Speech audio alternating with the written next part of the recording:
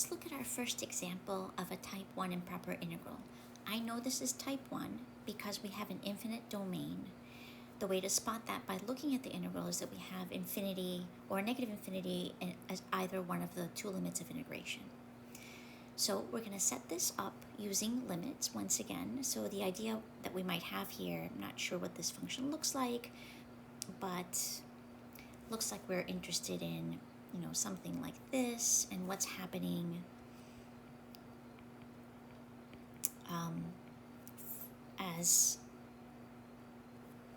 within an infinite domain, right? From 0 on, can we give a numerical value to the area under this curve? Does it converge to a finite value? And to figure that out, we're going to have to set up a limit.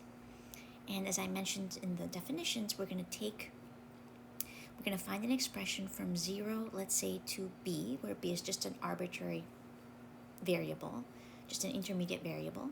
We'll find an expression for the integral from 0 to b, and then we're going to let b get arbitrarily large and take a limit as b approaches infinity.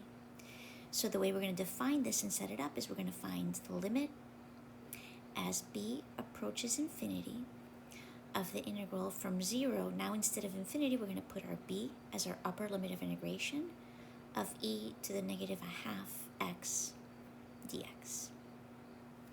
So now we can go ahead and integrate. We'll find the limit at the very end.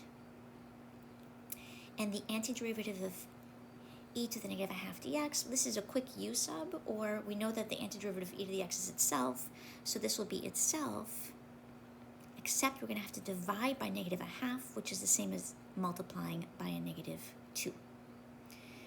And we're going to have to evaluate this expression from 0 to b.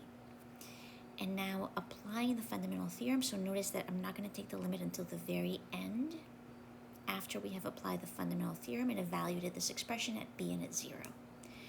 So at the upper limit, we're going to have a negative 2e to the negative b over 2 minus a negative, so plus 2e to the 0. All right, let's work on this a little bit so we can figure out what that limit might be and see if it has a finite value. So I'm noticing that e is raised to a negative power because b is positive. Since we're looking at 0, we're only looking at the function in quadrants 1 and 4, right? So we're going to keep the negative 2 in the numerator, and I'm going to move e to the negative b over 2 as e to the positive b over 2 in the denominator. And e to the 0 is equal to 1, so this is just going to be plus 2. And we're now ready to take the limit as b approaches infinity. So as b is getting very, very, very large, in this denominator, e to a very large value also gets arbitrarily large. So since the denominator is increasing without bound, this entire expression, negative 2 over e to the b over 2, is going to get very close to 0. And so this value is just going to be 2. Since this is a finite value, we will say that this integral converges to 2. And that is our first type 1 improper integral example.